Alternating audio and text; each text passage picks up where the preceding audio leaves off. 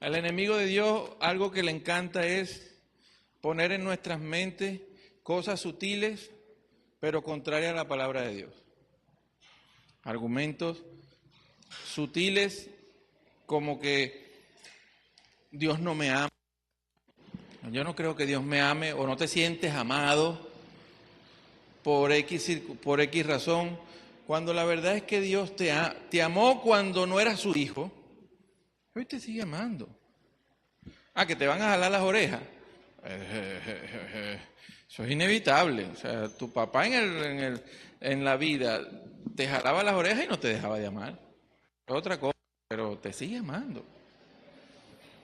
¿Me entiendes? Y hay muchos argumentos, como que la provisión de Dios será con otro, pero yo no la veo en mi vida. Y con esa bloqueamos conocer a Dios en el día a día. Y tantas otras cosas.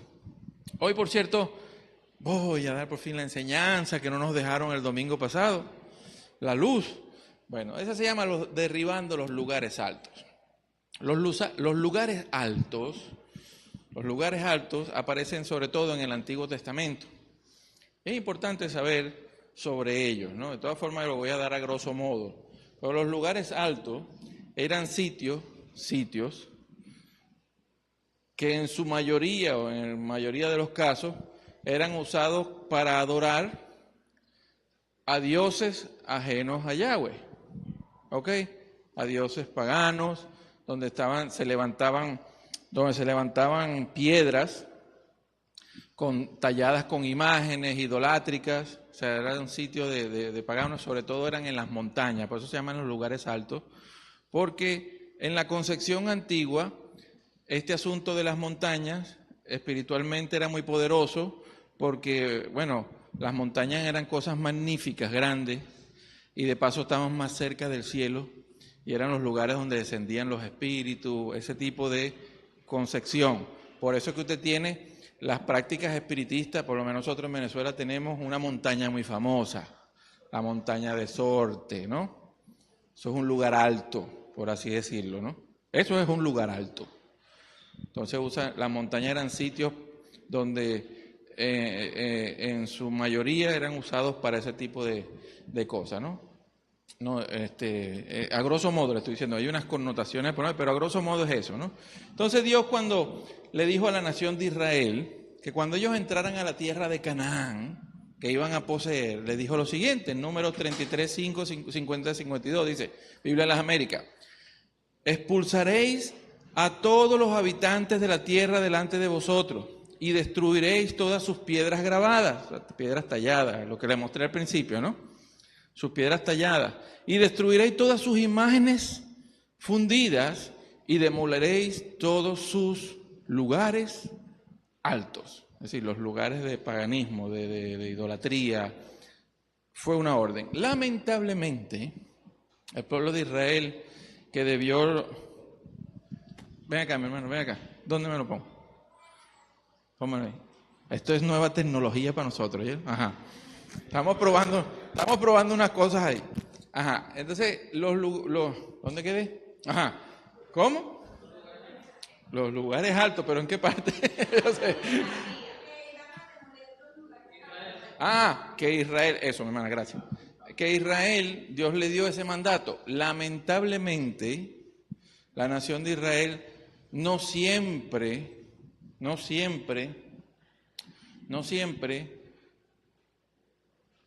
cumplió lo que Dios le mandó.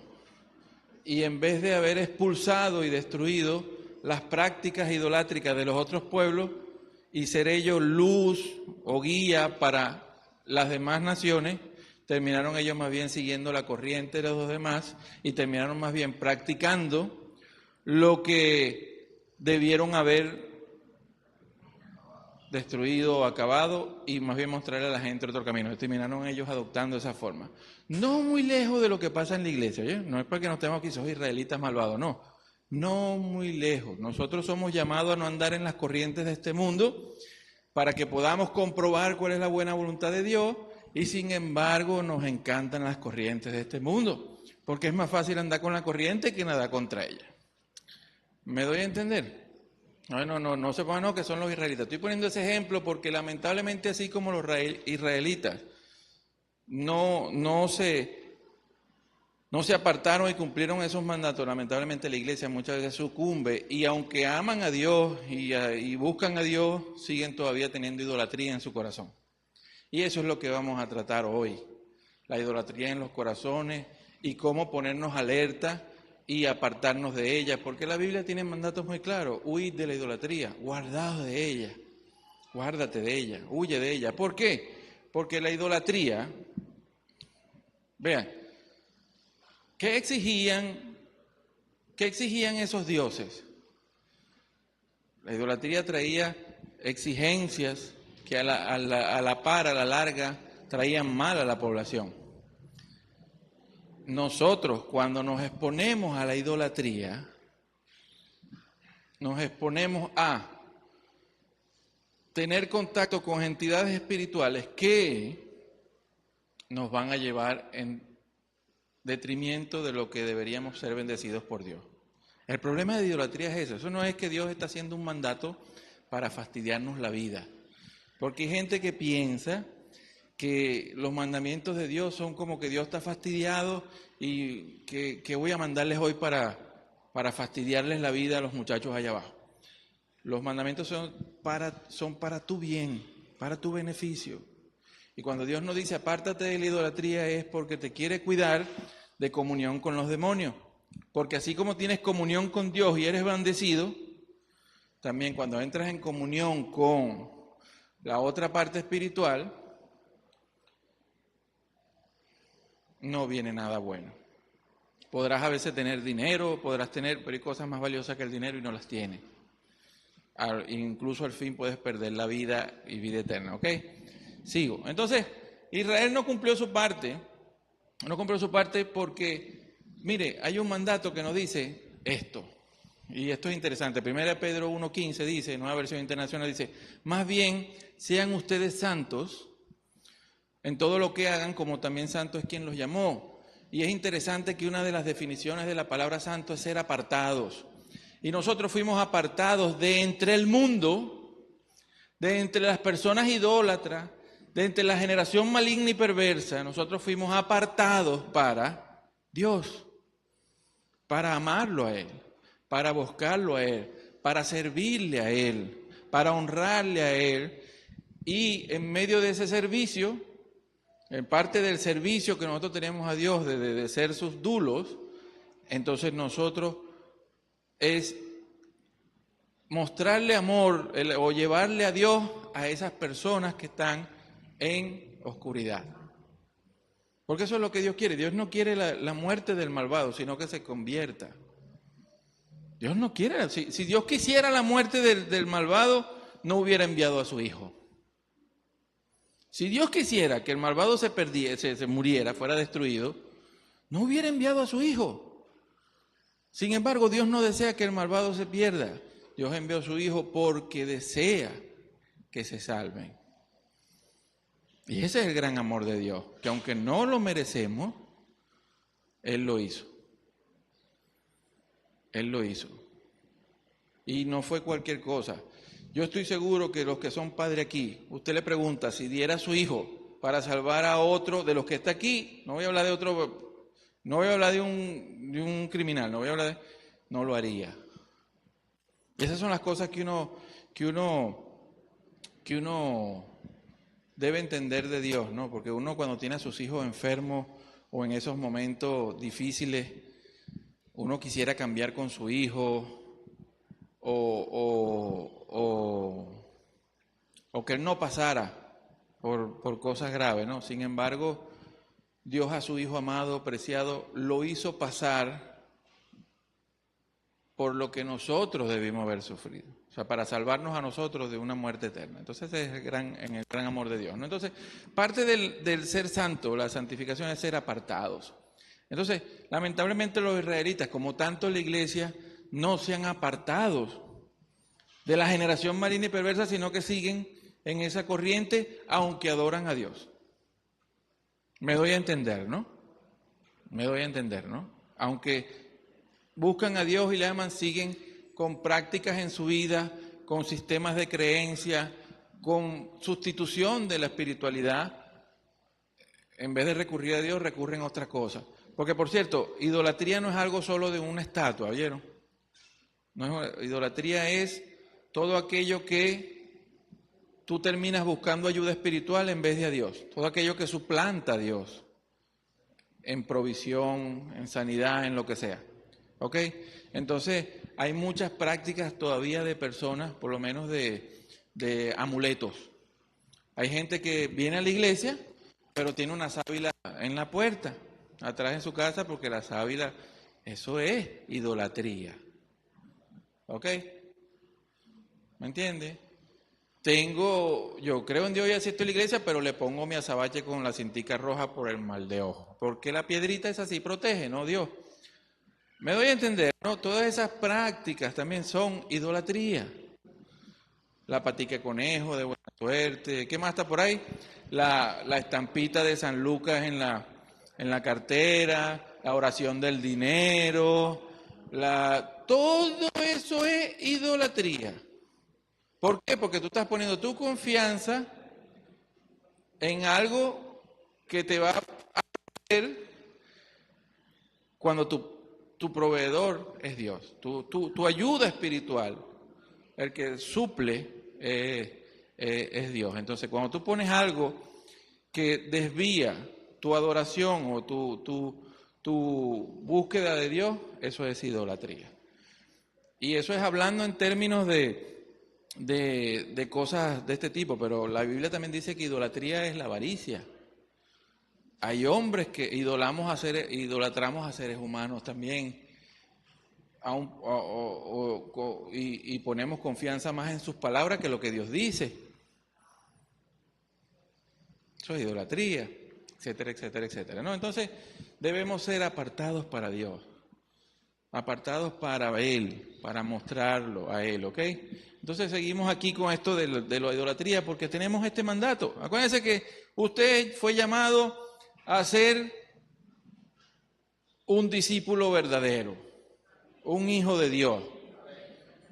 ¿Y qué dijo el Señor Jesucristo que era un discípulo?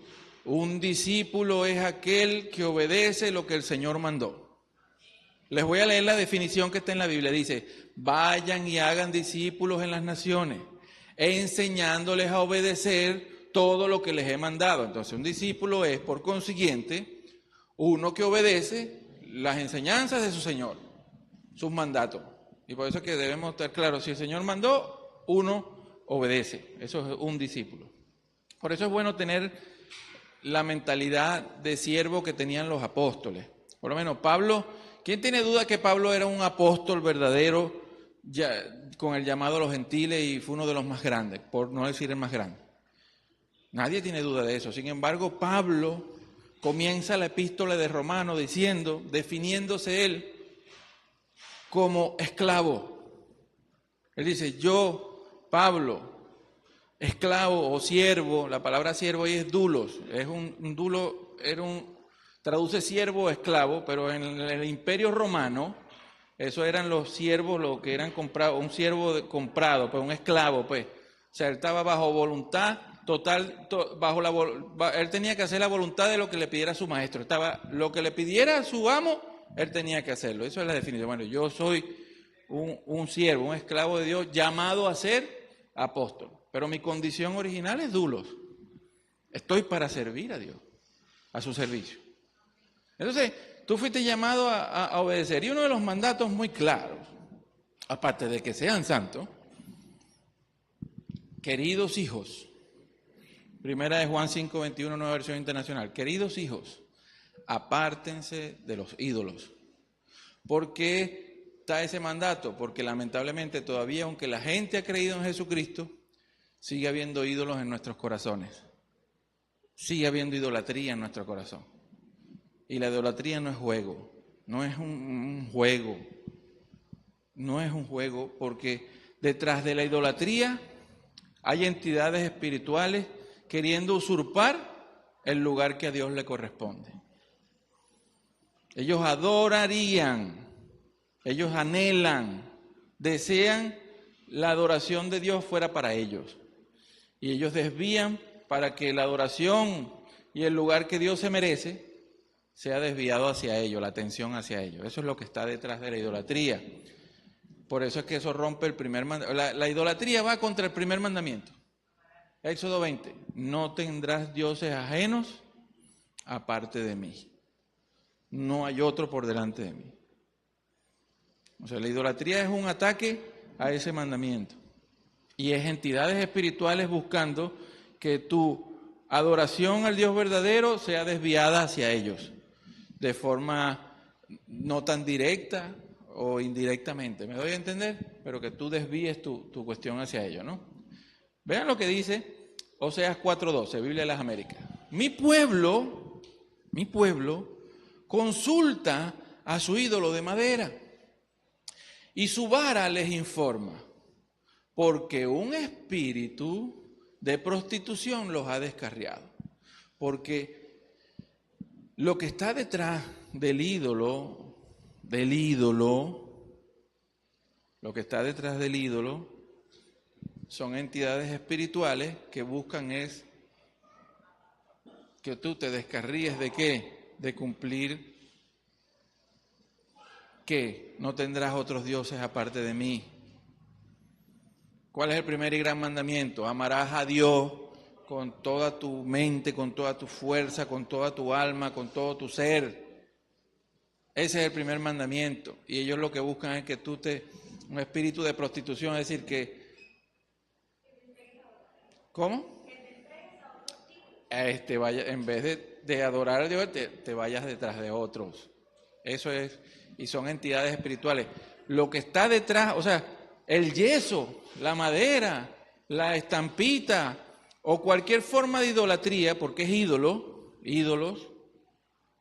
Y hoy en día hay que reconocer los ídolos de nuestra sociedad. Por lo menos hoy en Venezuela no pudiéramos hablar de obviamente aquí en la iglesia ninguno va a ser engañado con una estatua de Baal. Pero hay ídolos hoy aquí en Venezuela y bastante fuertes. Ok, entonces, porque un espíritu de prostitución los ha descarriado y se ha prostituido apartándose de su Dios. Porque en verdad la madera o eso no es nada, la estatua que montan, no, eso no es nada. Es la entidad que está detrás, el espíritu que está detrás, el que mueve eso. El que mueve esa idolatría. Ese es el detalle, ese es el problema. Y lo que busca es la adoración que debería ser para Dios, la quiere para Él. Me doy a entender, ¿no? Vean este otro versículo. Estamos hablando de espíritu de prostitución que descarrían, ¿no? Vean lo que dice Pablo en 1 Corintios 10, 19 y 20, Biblia de las Américas. Dice, ¿qué quiero decir con esta comparación? Que el sacrificio que los gentiles ofrecen a los ídolos sea algo, o que el ídolo mismo sea algo. No, en verdad la estatuica, eso no es algo. La imagen de ese político, lo que sea. No. Sino que cuando ellos ofrecen sacrificios, lo hacen para los demonios. ¿Ok? Porque lo que está detrás de ese movimiento, de esa desviación de adoración, son entidades espirituales desviando a la gente de buscar al Dios verdadero para que los busquen a ellos.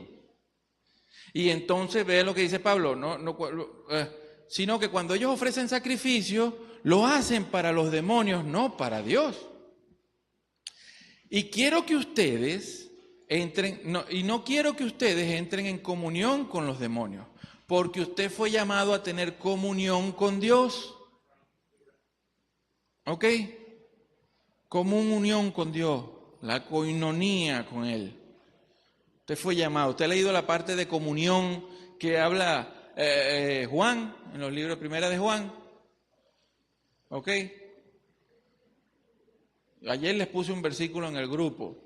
Y en esto sabemos que tenemos comunión con Él y estamos obligados a hacer lo que Él nos mandó.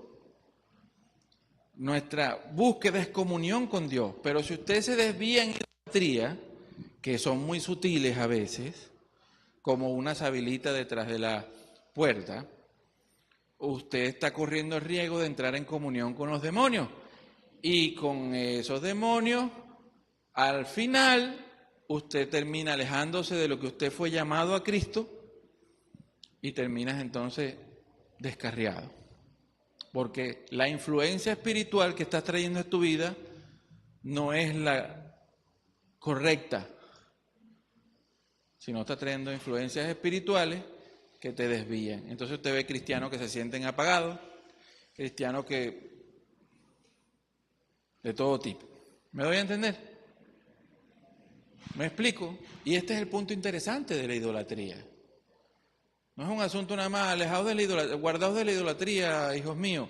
Y es un asunto como que Dios me está... No, es cuídate de tener comunión con demonios, porque son espíritus que descarrían, te van a llevar a apartarte de la adoración verdadera. Y muchas veces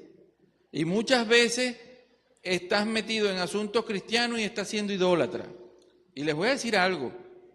Ustedes han leído ese versículo cuando dice que el Señor Jesucristo venga y Él le va a decir, y ustedes de los de la izquierda, palgenna, pero Señor, nosotros cantábamos bien bonito los domingos, porque son músicos. Ajá. Señor, en tu fueras echamos, ¿cómo es que dice? ¿Estoy equivocado? En tu nombre echamos fuera demonios. Y en tu nombre tal cosa y cual cosa. ¿No es que dice? Y en tu nombre cantábamos. Ajá. Es una guerra que tienen los músicos contra mí, pero yo aquí firme con él. Ajá. Entonces, y en tu nombre, ¿y qué les dijo el Señor Jesucristo? Apartaos de mí, hacedores de maldad. Porque ¿qué usted cree? Que en la religión establecida no están los hijos de Dios también para desviar dentro de la iglesia cristiana. Eso está más que claro. Cuando el Señor Jesucristo estuvo en la tierra, había una religión establecida con sus uniformes, su apariencia de piedad, sus ritos, su templo. Y sin embargo, Él les dijo, ustedes son hijos de vuestro padre el diablo, aunque aparentaban servirle a Dios. Sí, eran gente que recorrían el mundo entero para ser un prosélito, pero después lo hacían 100 veces más merecedores del infierno que antes. Esa gente sigue activa. El sistema religioso sigue activo. ¿Ok? Y tanto es así que ese sistema religioso terminó crucificando a nada más y nada menos que al Mesías. Entonces, a veces estamos en la misma iglesia y estamos bajo idolatría. Nos enseñan a idolatrar al liderazgo de la iglesia. Una cosa es honra, otra cosa es idolatría. A mí me enseñaron a idolatrar a los líderes de una iglesia que estuve hace muchos años. Idolatría, era idolatría. No era honra, era idolatría. ¿Ok? Por decir algo. Y esas son,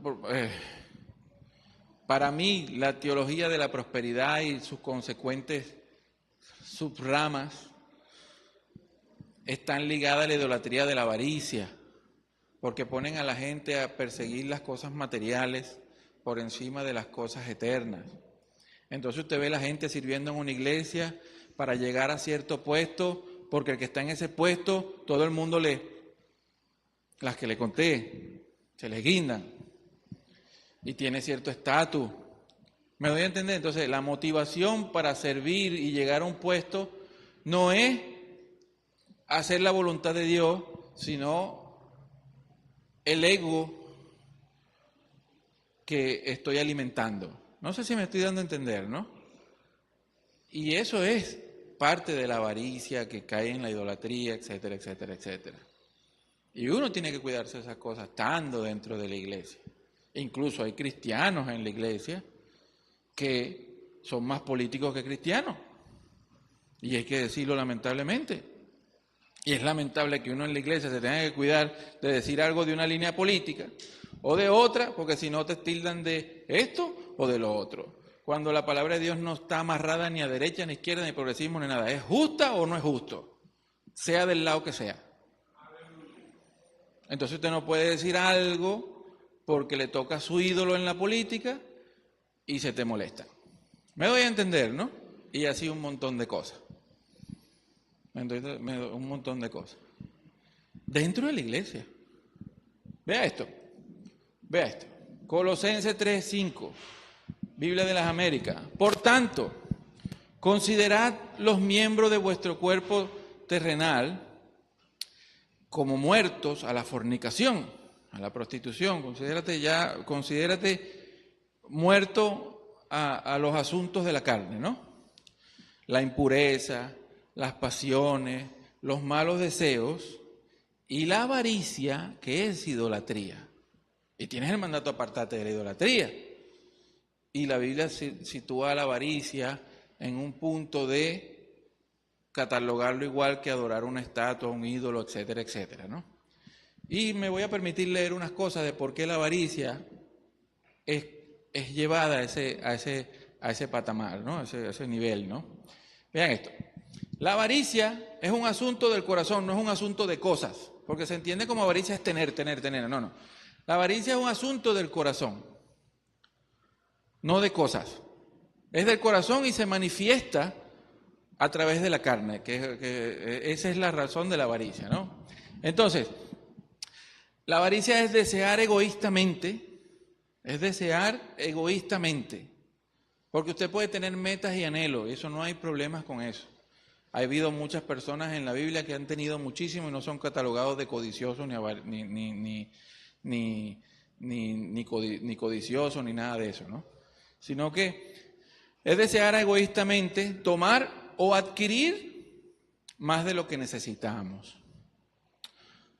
Y nos estamos elevando a nosotros mismos de una manera malsana. Es decir, queremos elevarnos de una manera que no es, egoístamente. Por cierto, la avaricia o codicia, acuérdense que hay un mandamiento que dice, no codiciarás los bienes ajenos, ni la mujer, ni el caballito, ni el buey, ni nada de lo demás. Tú a lo tuyo. Entonces hay gente que, el envidioso, hay gente que vive así, gente que quiere lo del otro. ¿Me entiendes?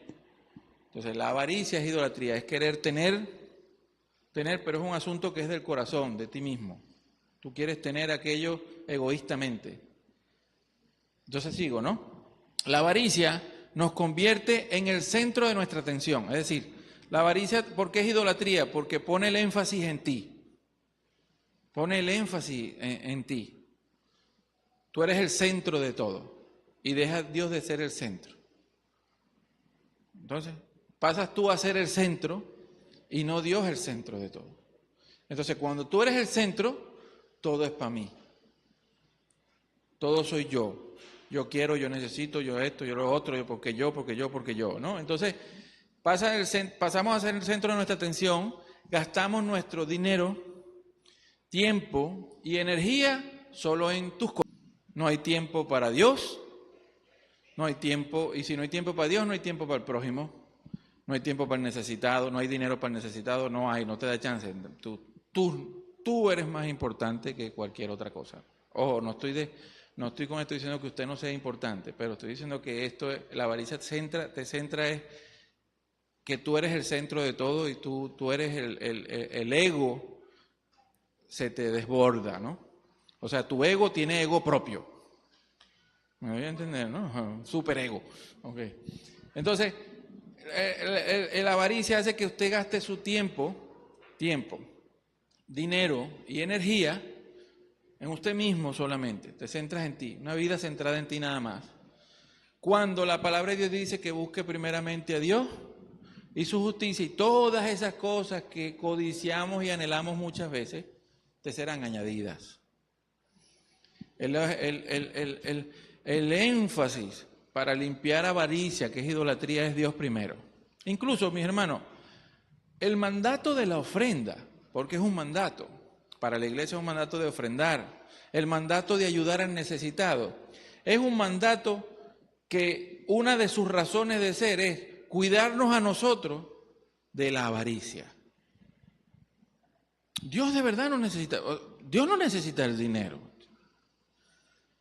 pero te pides que ofrende para su causa, para que tú aprendas a confiar en su provisión, de eso que tú estás sacando, que a nadie nos sobra, o sea, de eso que tú estás apartando tú sabes que lo que te queda te va a rendir más que si no hubieras dado. O sea, es confiar en la provisión de Dios, confiar en Él. Bueno, Dios, usted me está mandando, yo tengo necesidades, pero usted me está mandando y yo cumplo.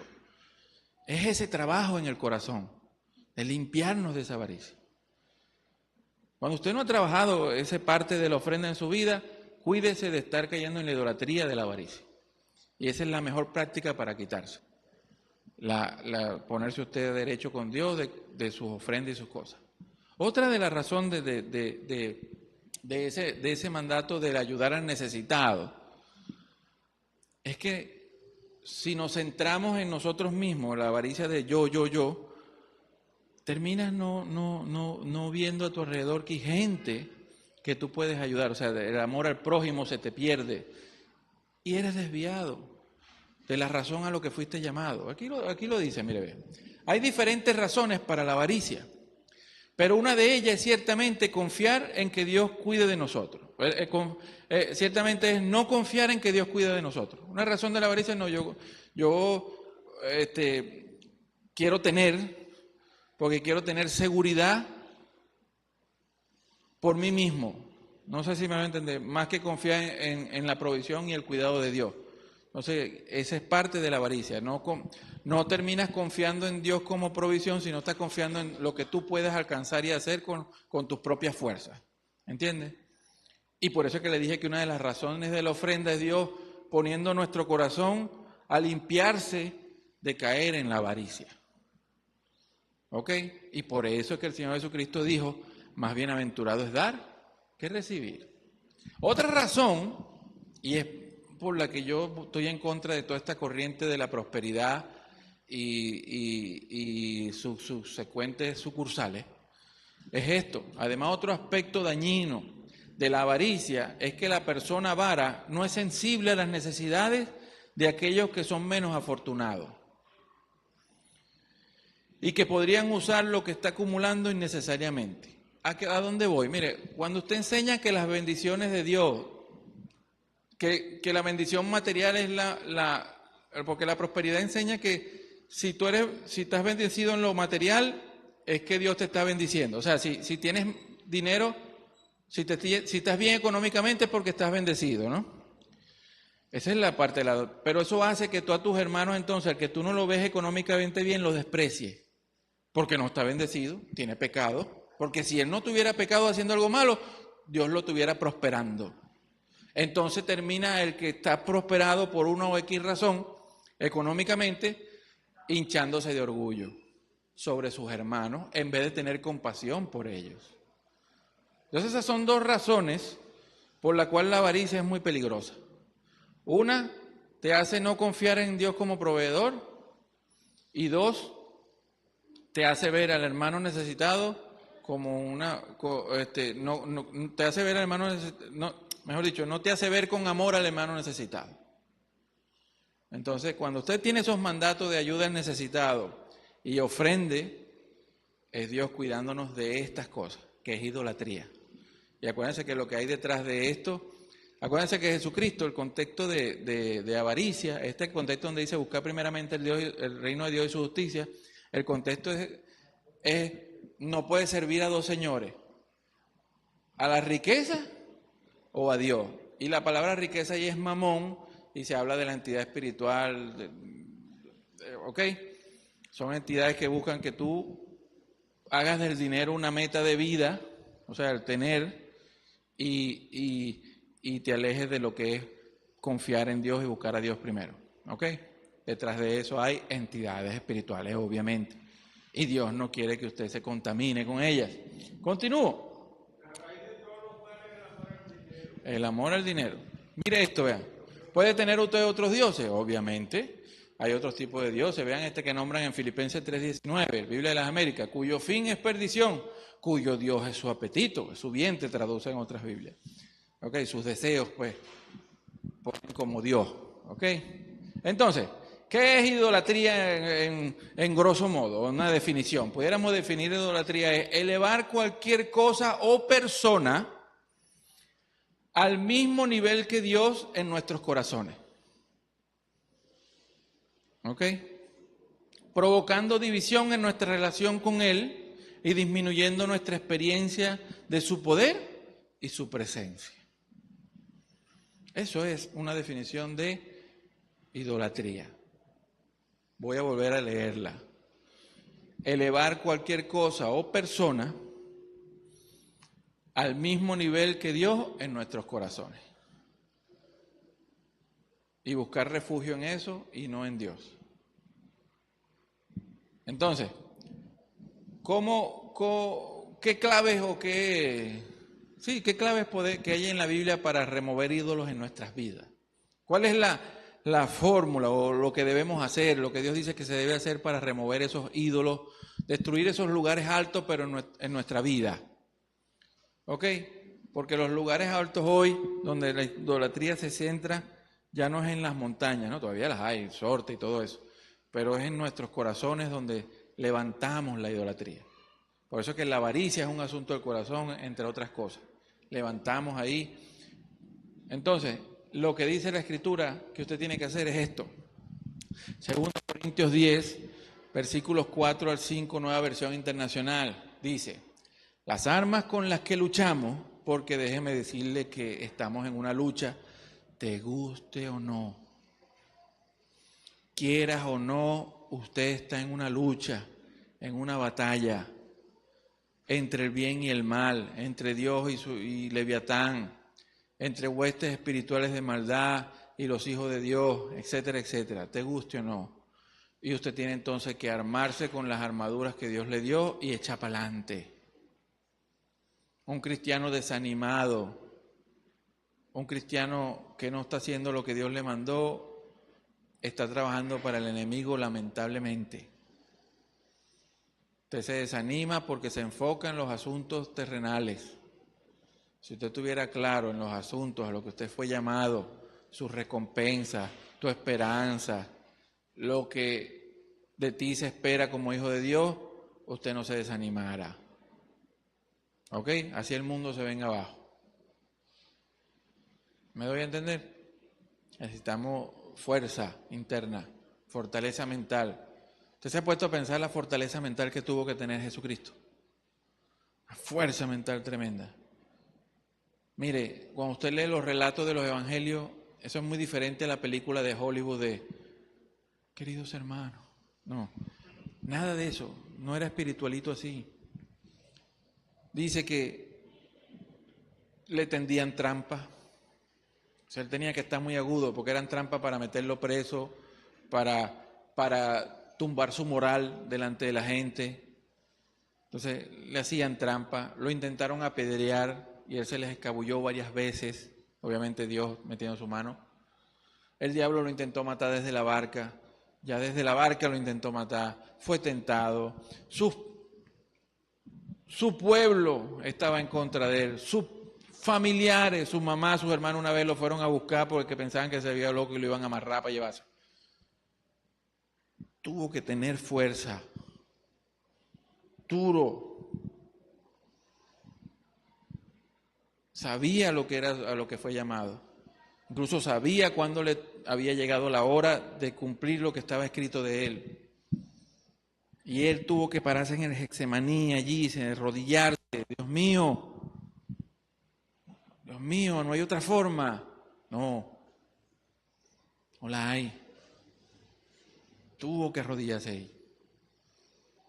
La fortaleza mental del Señor fue algo tremendo, enfocado en todo momento.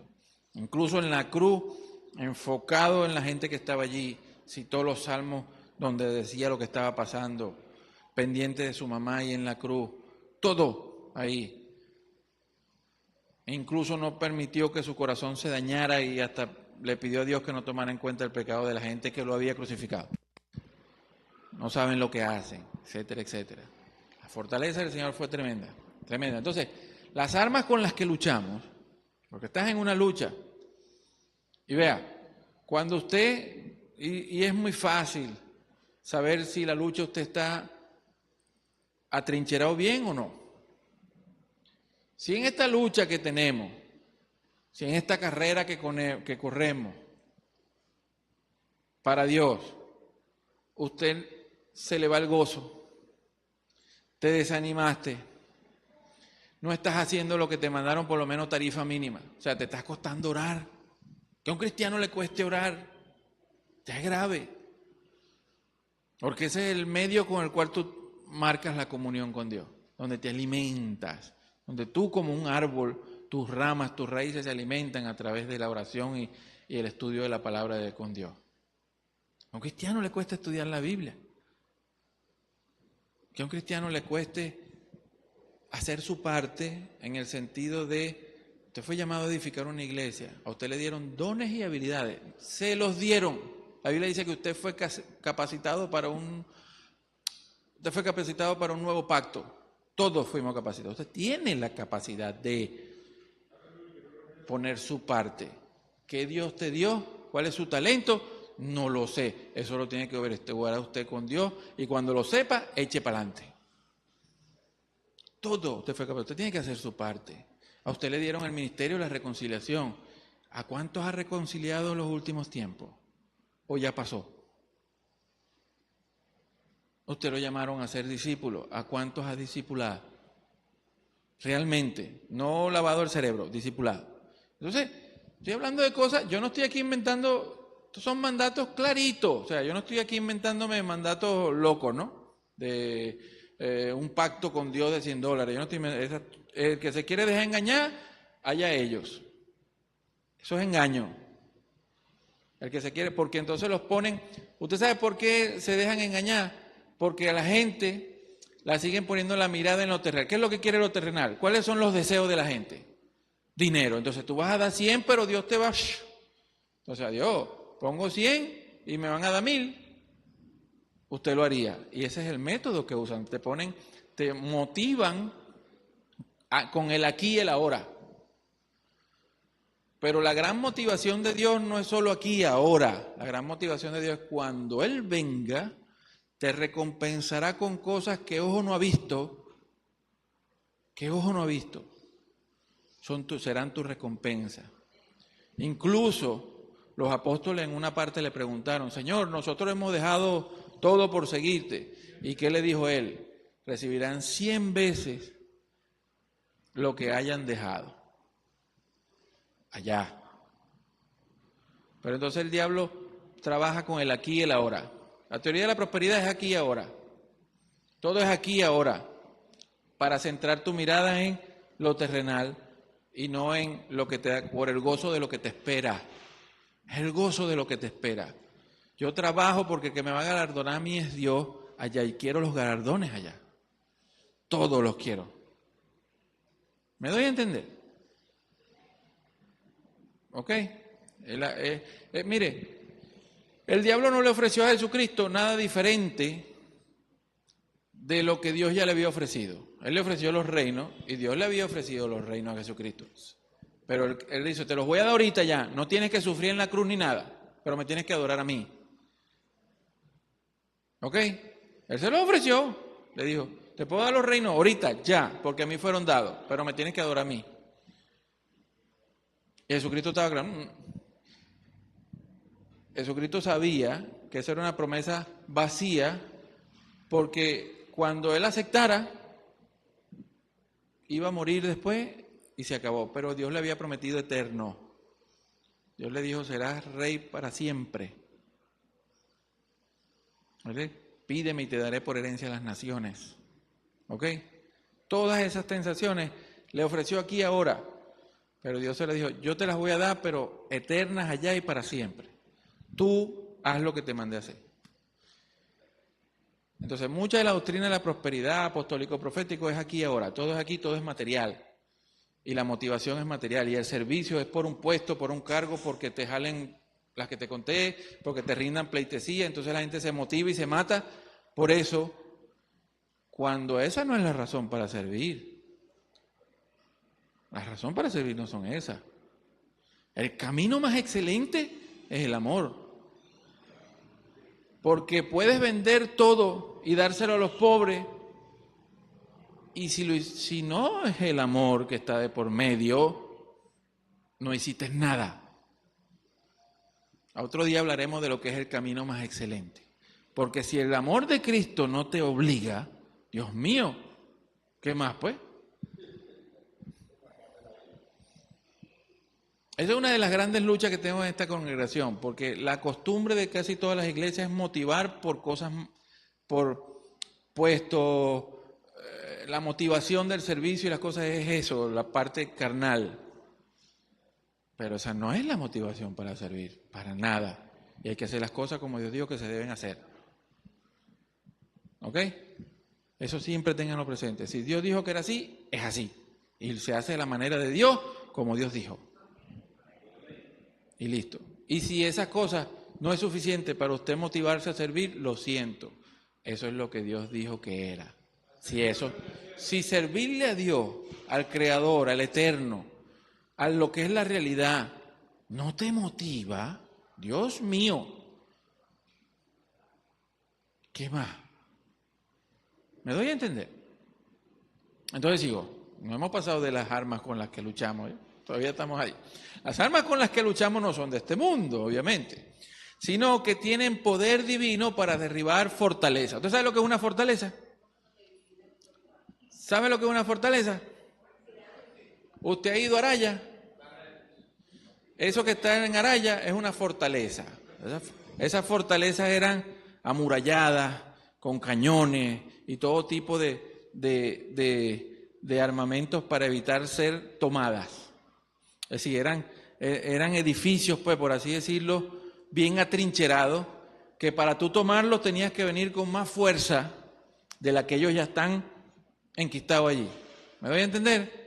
Entonces son fortalezas que solo las vas a derribar si te apoderas de lo que Dios ya te dio, ¿no? Entonces dice, vean cuáles son las fortalezas, destruimos argumentos.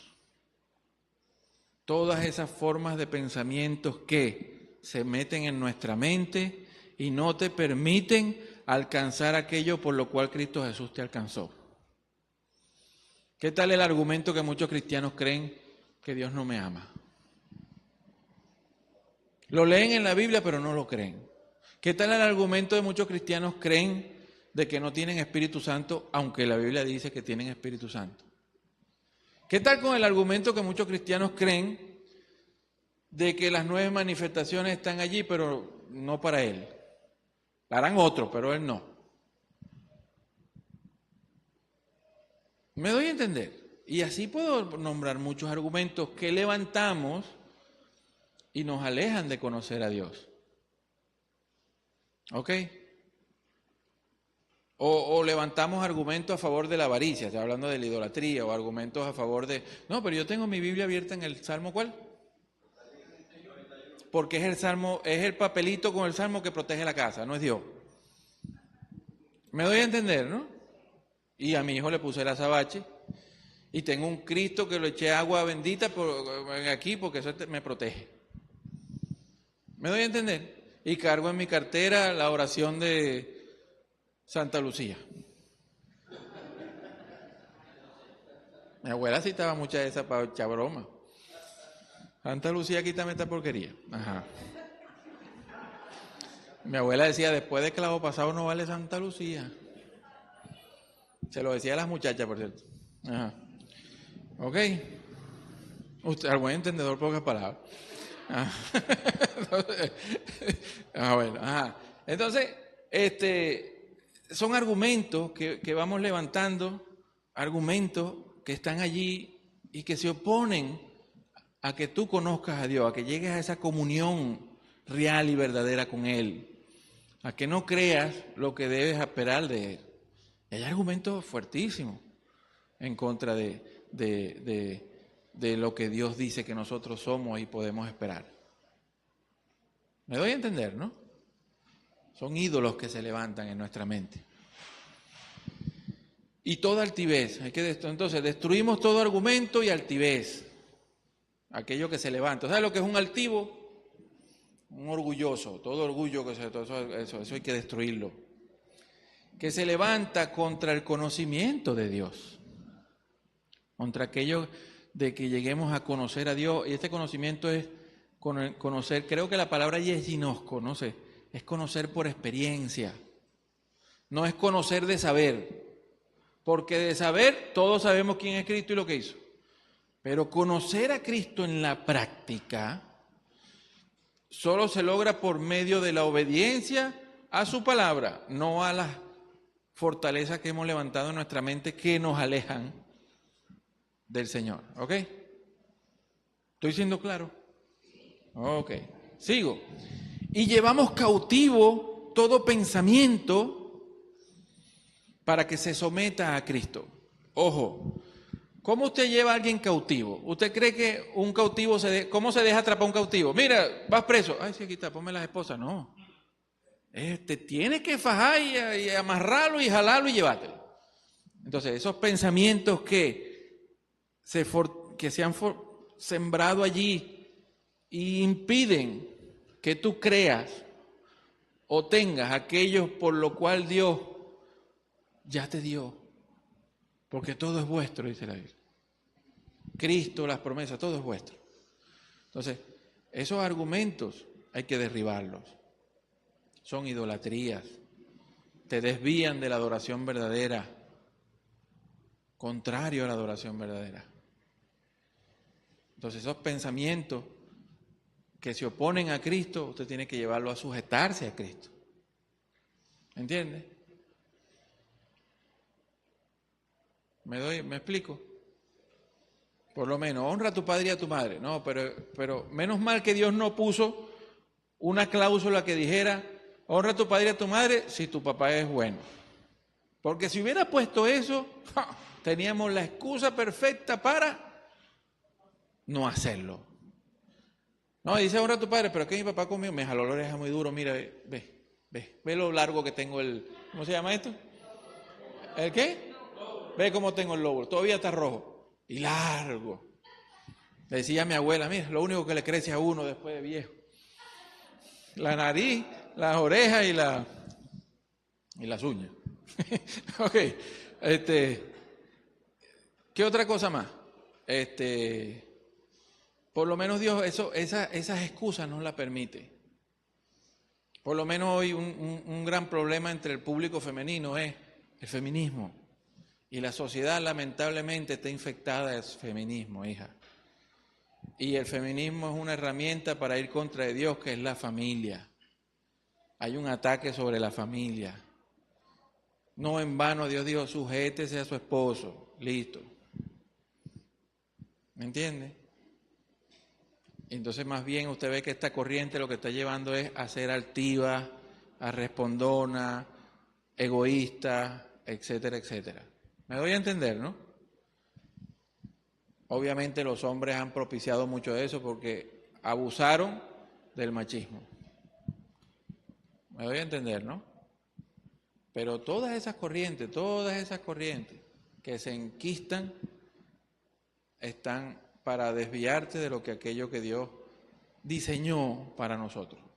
Por poner un ejemplo. Entonces, bueno, la única forma de usted derribar fortalezas o derribar los lugares altos en su corazón es peleando la pelea de la mente. Peleando la pelea de la mente. Analice esos argumentos que usted tiene sobre Dios y su palabra y vea cuál te está impidiendo servirle a Dios y hacer aquello para lo cual te llamaron, alcanzar aquello para lo cual fuiste alcanzado, y derrúmbelo y échele pichón. Por lo menos, o el argumento de no cumplir con el ministerio de la reconciliación, te da pena, es que me da pena hablarle a otro. Eso es un argumento terrible. ¿Cómo te va a dar pena hablarle a Jesucristo a otro? Hay gente que tiene pena, le da pena mostrarse como cristiano. ¿Me doy a entender? O otros le da flojera asistir un domingo a una reunión. Ay, no, La sábana está muy rica. Me doy a entender, ¿no? Son argumentos que se van y bueno, ok. Entonces, uno tiene que entender entonces, ya va, ¿qué fue lo que dijo el Señor Jesucristo? Buscar primeramente el reino de Dios, entonces Dios primero, con toda mi alma, con toda mi fuerza. Eso no es un cliché, eso es una verdad, Dios primero. Dios primero en su vida, para todo. Tu tiempo primero para Dios, tu finanza primero para Dios. ¿Y cuál era? Eran 3. No sé dónde estaba, pero eran 3. Era tiempo, dinero y... Dios mío, se me olvidó el otro, pero eran 3. Después se lo digo.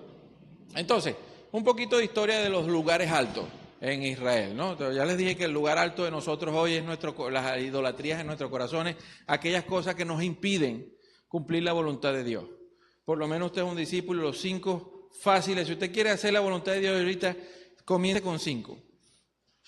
Póngase objetivos de ser un hijo de Dios fuerte en oración, una persona que ora, una persona que estudia la palabra, una persona que va y cumple el ministerio de reconciliación y va y gana personas, va y hace discípulos. Haz tu parte por la iglesia y ofrenda. Si usted cumple esos 5, usted te hace fuerte en esos 5, créame que lo demás viene por añadidura. Pero esos son los 5 fundamentos de un discípulo. Donde usted lo busque, son los más básicos de la vida de un cristiano. Y si quiere reducirlos un poquito más, que no debería, oración y estudio bíblico. Pero los 5 son esos, ¿ok? Ajá. Vean, Números 33. Dios le dio el mandato a ellos entonces que destruyeran todos los lugares altos cuando entraran a la tierra, ¿verdad? Lamentablemente, ni siquiera en los tiempos de David fueron destruidos, ni siquiera en los tiempos de Salomón siguió existiendo lugares altos. Solo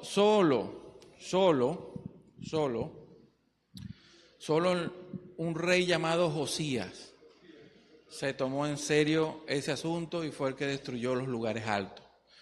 Y hay una profecía que dice en 1 Reyes 13:2, dice, y clamó contra el altar. Esto es interesante.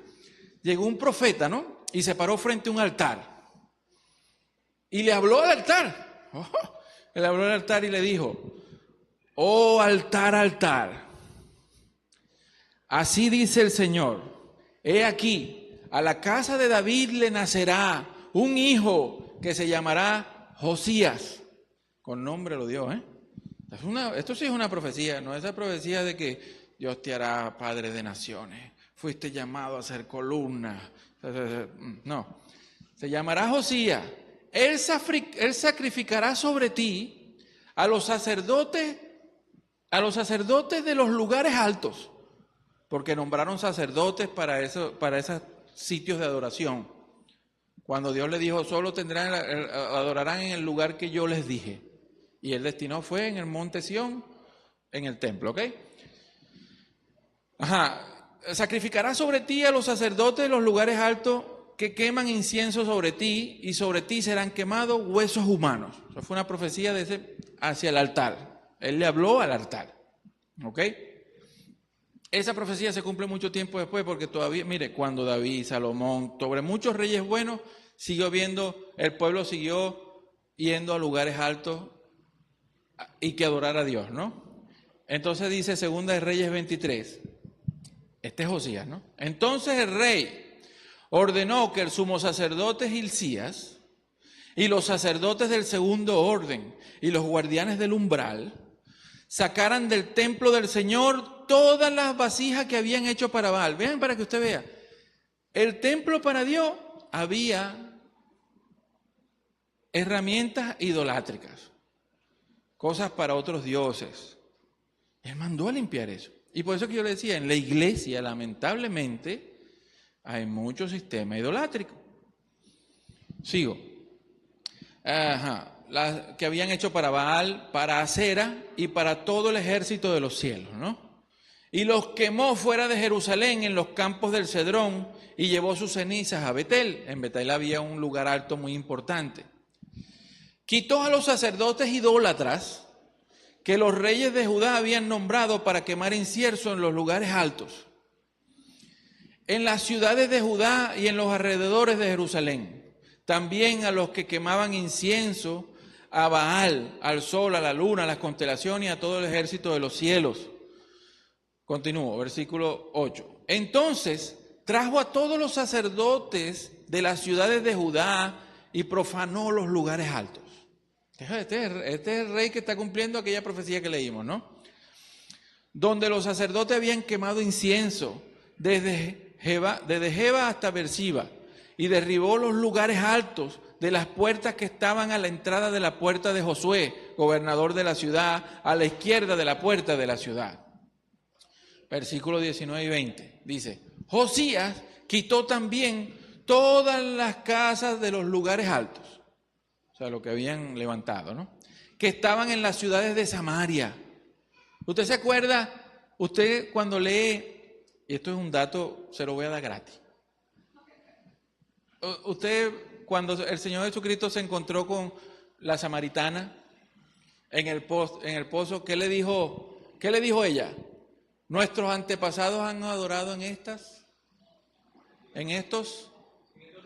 montes, en las montañas, en los lugares, allí eran los sitios de adoración. En Samaria había sitios de adoración fuertes. Entonces él dice que eso que ella le está diciendo es eso, son lugares de adoración en Samaria.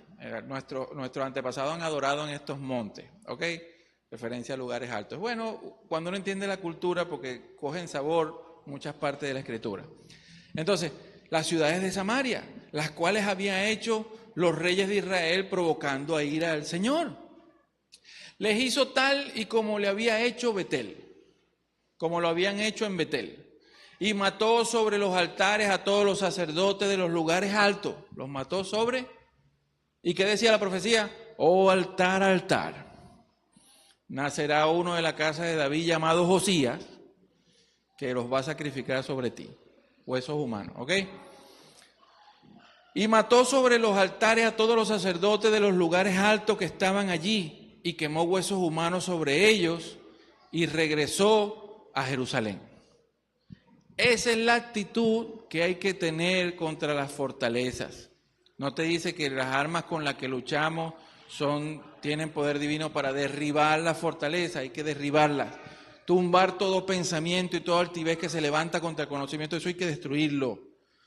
Usted tiene que tener la actitud de Josías para derrumbar la idolatría en nuestros corazones.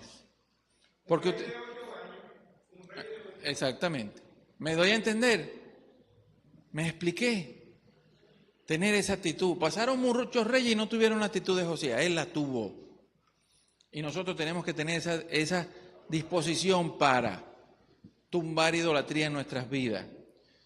Sin embargo, el corazón de la gente es idólatra. ¿No sale que los frutos de la carne es parte de eso? Vea lo que dice. Sin embargo, Segunda Crónicas 33, 17, Biblia de las Américas. Sin embargo, el pueblo aún sacrificaba en los lugares altos, aunque solo al Señor su Dios. No dejaron la costumbre, siguieron, entonces agarraron la costumbre pagana, pero le pusieron, no, pero es para Dios. Siguieron con la costumbre. Y eso no es o sea, nosotros no podemos traer, que es algo que está pasando en la iglesia, costumbres paganas y ponerle nombre cristiano, no, lo hacemos ahora para Cristo. Eso de tumbar gente saltando, eso viene de las culturas orientales, hindú, y eso es espíritu de Kundalini y todas esas cosas. ¿Ok? Traer esas prácticas, ese montón de prácticas que no son parte de los mandatos, por más que usted le ponga nombre cristiano, no son lo correcto. Lo que mandó Dios es lo que mandó, punto. Sigo aquí. Vean, les voy a leer un versículo muy conocido, pero se lo voy a leer en la Reina Valera de 1862, porque dice algo muy interesante, y con esto despido. Efesios 6:12, Reina Valera 1862. Vea cómo tradujeron esto. Porque no solamente tenemos lucha con sangre y carne, sino con principados, con potestades, con los gobernadores de las tinieblas de este siglo, con malicias espirituales en los lugares altos. Que hoy traduce en las regiones celestes, con malicias espirituales encumbradas en los lugares altos. porque son las entidades espirituales las que son espíritus de prostitución que te desvían. No es que el ídolo sea algo, es que lo que está detrás de la idolatría son espíritus de demonio y Dios no quiere que tú entres en comunión con los demonios. Así que párese firme como Josías y comience a derrumbar todos esos argumentos y altiveces que se imponen entre usted y conocer a Dios en su vida. Analícese, tómese tiempo para pensar por qué estás desanimado, o por qué no estás orando, o por qué no estás estudiando, o por qué no estás reconciliando el mundo con Dios, o por qué no estás haciendo discípulos, o por qué te cuesta ir a una reunión cuando debería ser un gozo, porque estás sirviéndole al verdadero Espíritu, al Creador de creadores, al Señor, al Creador, no al Creador de creadores, al Creador, al único, al verdadero. Eso debería llenarte de gozo. Dios los bendiga, los quiero mucho. Nos estamos viendo, mi hermano. Bendiciones.